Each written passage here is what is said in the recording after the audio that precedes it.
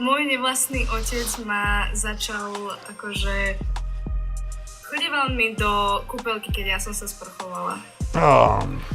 Koľko máš rokov? A 15. Ježiši Kriste, nie.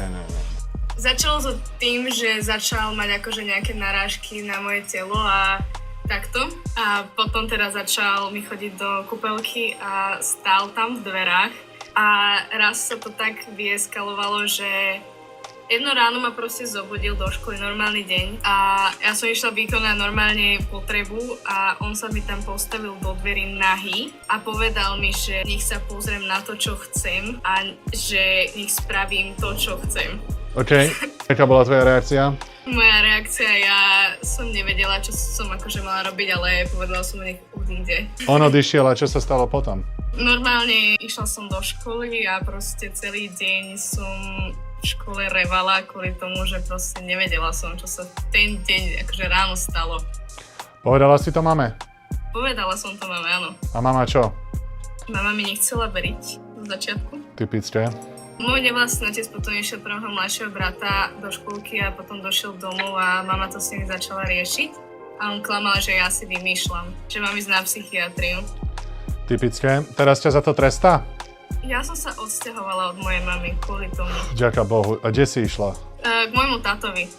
Ježiši Kriste, vďaka Bohu. Tvoj otec o tom vie? Vie. Ježišmária, to ani nechcem vedieť, čo jemu ide hlavou, lebo to... Aj to takto ti poviem. Tvoj príbeh v každom chlapovi, ktorý pozerá tento stream, stimuluje takú agresivitu, že dovidenia vrátane mňa. OK? To, čo ja teraz momentálne cítim a čo by som chcel povedať a urobiť, to teraz veľmi každý jeden chlap dobre vie. Nechcem si ani predstaviť, čo ide tvojmu otcovi hlavou, ale si v bezpečí. To je, čo je základ. Teraz si v bezpečí, si pri svojom otcovi. Nebolo ti našťastie fyzicky ublížené, alebo niekedy tieto situácie vedú aj ku fyzickému útoku. Tomu si sa vyhla. Matku by som totálne za toto odsekol, že sa ťa nezastala. A jeho, nebavme sa o ňom.